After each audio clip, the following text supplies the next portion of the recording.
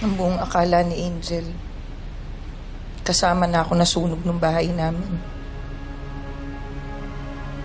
Sinubukan ho niya kayong iligtas. Pero masyado na hong malaki daw yung sunog. Sising-sisi ho si Angel na hindi niya kayo nabalikan.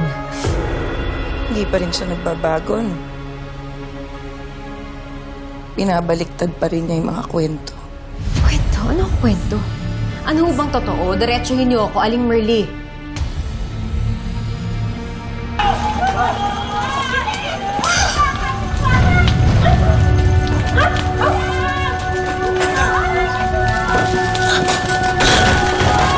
Pinabayaan ako ni Angel masunog kasama nung bahay namin. Pero iba ho yung kwento niya. Ang sabi niya, aksidente daw ho yun. Gumising ka, Vanessa! Tigilan mo na yung kakapaniwala mo na mabuti ang kapatid mo. Demonyo siya! Demonyo si Angel! Ginawa niya sa akin to! Tingnan mo! Si Angel yung gumawa niyan. Ang buong akala niya siguro pag napatay niya ako, magiging masaya siya. Napaka-ingratan batang pinag-aral ko. Pinakain ko. Tapos itong gagawin niya sa akin. Pero naging mabuting ina ba talaga kayo? O baka kaya naging masama sa inyo si Angel dahil minamaltrato na siya.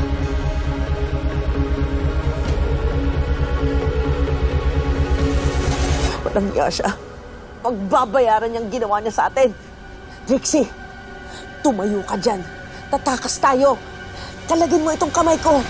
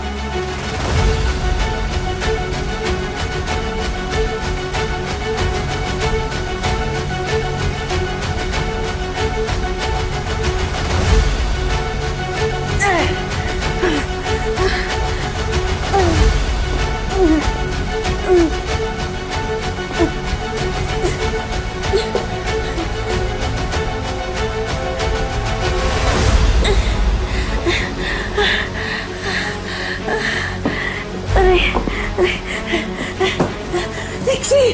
Trixie! Trixie, tatakas na tayo dito. Ansyon ka.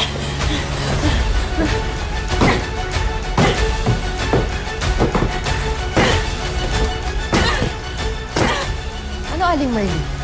Sabihin mo yung totoo. Sinaktan mo ba si Angel o gawa-gawa lang yun para kaawan ko siya?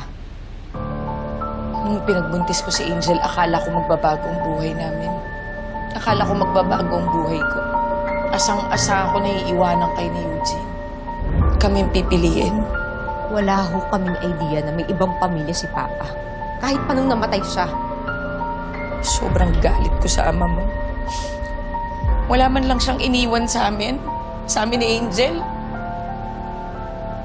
Paano ko bubuhayin yung anak niya? Kaya ho ba kay Angel yung binuhos lahat ng frustration niya? Minaltrato niyo yung sarili niyong anak, inabuso! Pinasa niyo sa tama ho ba? Oo na! Oo na! Alam ko yun! Masama akong nanay, alam ko yun! Pero bawat palo, bawat sabunot, bawat paso, pinagbayaran ko yun. Siniguro ni Angel na pagbabayaran ko yun.